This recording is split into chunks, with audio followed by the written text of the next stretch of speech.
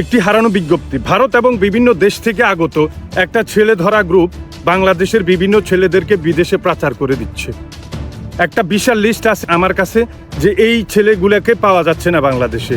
এদের মা বাবা সবাই ব্যস্ত হয়ে আছেন, ওদেরকে খুঁজতেছেন, প্রতিবেশীরা খুঁজতেছেন।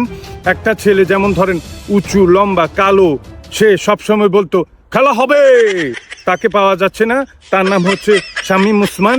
যখন হারিয়ে গিয়েছিল তার গায়ে ছিল একটা কালো বুরকা। তারপরে আরেকটা ছেলে কালো, একদম কালো, সে সবসময় বলতো পালাবো না। এই জন্য আমরা মনে করতেছি যে সে পালায় নাই, তাকে ছেলে ধরারা নিয়ে গেছে। তার নাম হচ্ছে ওবায়দুল কাদের, তার বাড়ি হচ্ছে নোয়াখালী। হারানোর সময় তার গায়ে ছিল একটা পাঞ্জাবি আর একটা কালো কোট। অনেকে দেখেছে অবশ্য বোরকাও গায়ে দিয়েছিল। অতএব আপনারা যদি পান প্লিজ একটু নিচের ফোন নাম্বারে আপনারা যোগাযোগ করে তাড়াতাড়ি উনাদের